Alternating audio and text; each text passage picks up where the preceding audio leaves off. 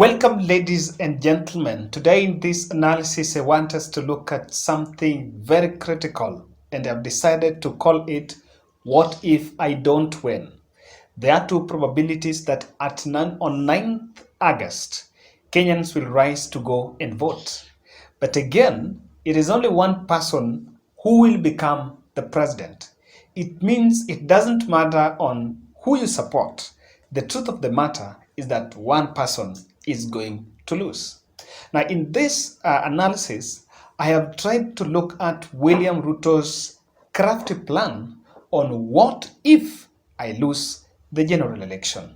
This election is pegged on many issues because unlike 2013, when there was a transition, in 2013 there was a transition, 2002 there is a transition, and 2022 it is another transition. Now, transition elections are normally very critical. If you remember very well, in the 2002, when Raila backed Kibaki in the Kibaki Tosha moment, Raila walked out because they were betrayed. Then in the 2007, when they tried to transition to maybe the defeat of Uhuru, the defeat of Kibaki, it did not see the light of the day. 2013 was different. It was a transition, but it was a very smooth transition. We have a transition. The strategies have been laid, but then what speaks are the numbers. That is why, again, I want us to look at my chart here. In what I have seen, I have tried to narrow down to the strongholds of Raila Odinga and Deputy President William Ruto, because for me, what I understand is that this race is between Raila and Ruto. Now, yesterday I opined on the running mate matrix for Raila Odinga, and today I want us to look at what the numbers are speaking. If you look at Rift Valley, Elgeyo Marakwet, the registered voters are 2010. Remember, this is an update of the latest register by IBC. So this data I got from IBC. Nandi County has 400,000. Baringo County has 270.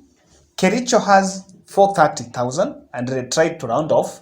Bomet has 370,000. Now, if you're someone who understands the politics of Rift Valley, the dominant counties that are purely Kalenjin counties, these are the counties. And I think I did my background check well. I left out Turkana, Kajiado, Narok, West Pokot, because those counties are swinging. And if you look at the voting patterns of 2013 and 2017, you'll actually know that they cannot, this assumption cannot work with those counties. Now, if the registered number in these counties are 2.2 million.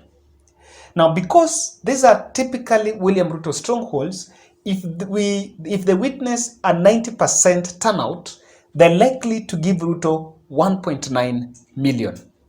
Now, hold that there. If you come to Nyanza, I singled out counties that I believe are really behind Raila Odinga. Siaya County has 500,000, my county. Kisumu has 620,000. Homa Bay has 530. Migori 460, and Kisii County 640. Now, if this county, because these are the counties that bear Raila's candidature, with a 90% turnout, they're likely to give Raila 2.4 million. Now, take this 2.4 and 1.9, keep it. Ruto's strongholds as of this election, he's banking on Ngema and Rift Valley. If you followed our analysis yesterday on the game, and I want you to look into this side, I think my cameraman can direct you. If you look at this, this is what is in Ngema. I don't know whether you are getting it. Yes. So, with a 60% turnout, the Ngema do not have a presidential candidate. That's why I worked on a 60% turnout. What William Ruto is likely to get is 2.8 million. Now, the registered voters are 4.7. The turnout is supposed to be 2.8. This is the number that is voting. With this number, if Raila goes home with 1.1, then William Ruto is likely to get a 1.7 million here. but I tried because I did not really opine so much. So I gave him more error, and I included that Gema will give him 2 million. So 2 million plus this 1.9 will give him 3.9 million. I think his matrix is almost done there.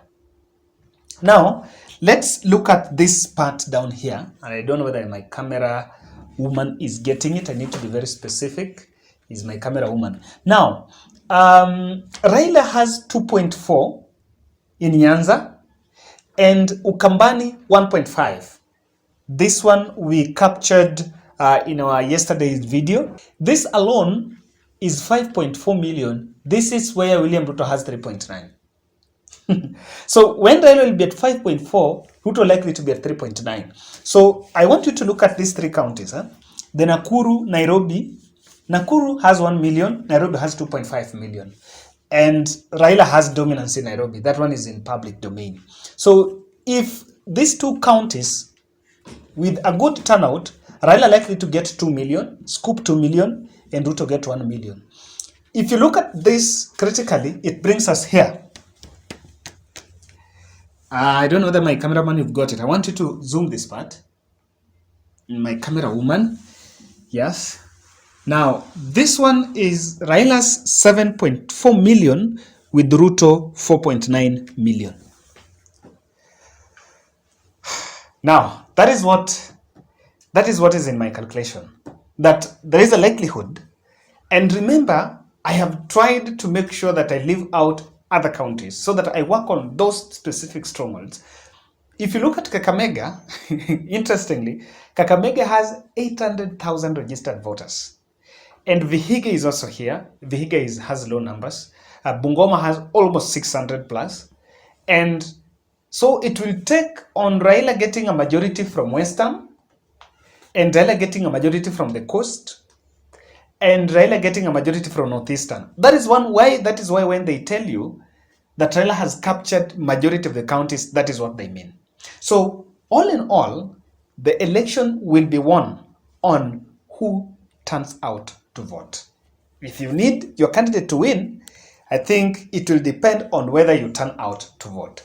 Now, with that illustration, it is what is bringing me to a strategy that I have realized William Ruto is having, and that strategy is called, what if I don't win?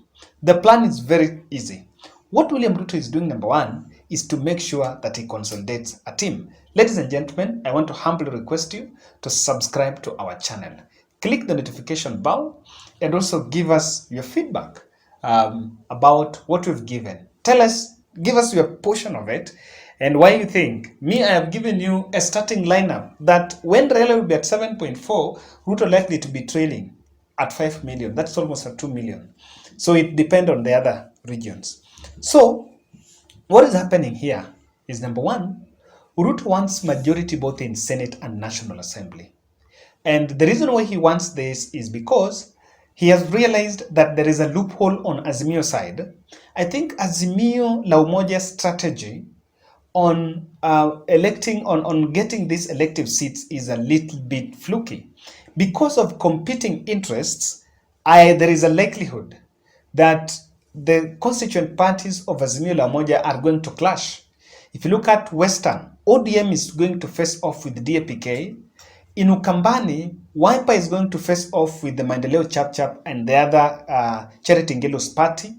If you look at Mombasa, UDA is facing with the ODM.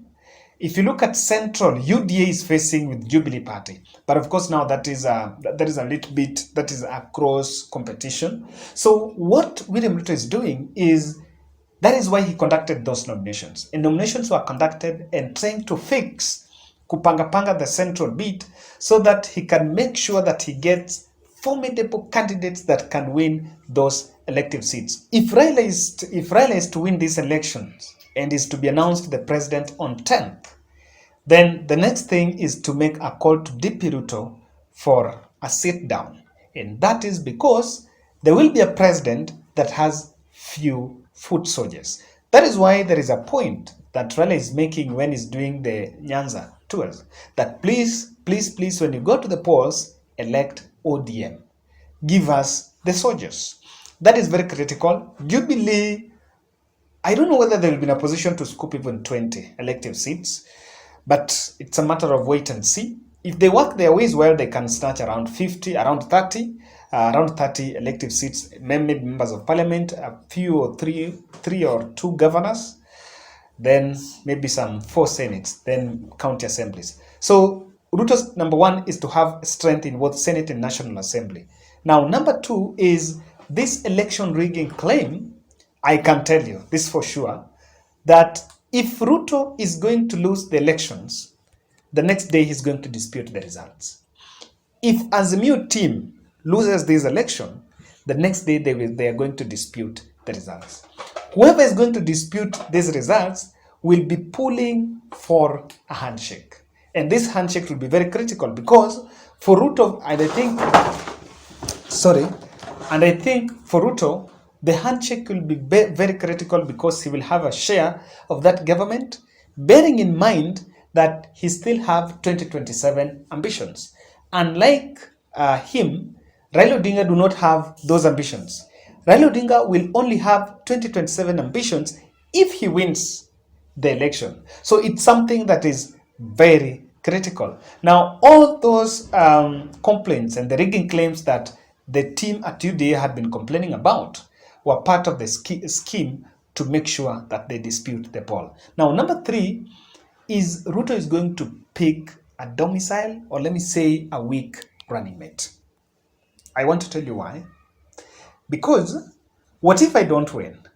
If he picks, for example, Rigathi Gachagua, and they don't win the elections, or let me say they pick Rigathi Gachagua as the running mate, and he doesn't make it, most likely 2027, Rigathi Gachagua might demand for him to be supported for presidency.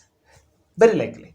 Then he cannot go for Musalia Mudavadi because I think Musalia Mudavadi's business to weaken him is already been done. Just by him crossing over to detach from the traditional RAILA support base in the Kakamega, Vihiga, and the counties, I think for him that contract, that distance was a little bit faded away, and he's not most likely. So the running mate must be very weak so that he can stick with him to the end. And weak not even in strength in terms of financial, but must also look at the backing. That is why I support this school of thought that are saying that William Ruto's running mate, if it is not going to be a woman, then most likely Kithure Kindiki. Kithure Kindiki comes from Meru or Tharaka Nithi. Tharaka Nithi is a minority in the game. So if you pick Kithure Kindiki, it's very unlikely that he will rise the next day and say, I want to be the president. He can still stick with DP Ruto for the unfinished business. So this is something that is already there. Now, lastly, I think Ruto have a strong opposition party in the name of UDA. Because if he doesn't make to the presidency, what he's going to do is that he's going to form the opposition of the next government. And he will use that opposition to make himself politically relevant and propel his 2027 presidential bid. One thing we need to agree is if DP Ruto doesn't win in the August 9th, then most likely in 2027, it is almost sure that he is going to be on the ballot. So what he might do is might do what Raila had been doing between 2013 to 2017, playing opposition politics. For him to shoot down government bills and frustrate the government of the day, he needs to have a strong opposition party. And one way to have the strong opposition party is to strengthen the UDA. All the other parties, all these other fringe parties from central Kenya, he has actually absorbed them there, and I'm not seeing them of any benefit. Even Chama cha Kazi is having its own troubles. Maendeleo Wakenya Tujibebe has, I think it's not working somehow. So ladies and gentlemen, that was my analysis on Ruto's plan known as what if I don't win? Or if you like saying, you can say, what if I lose?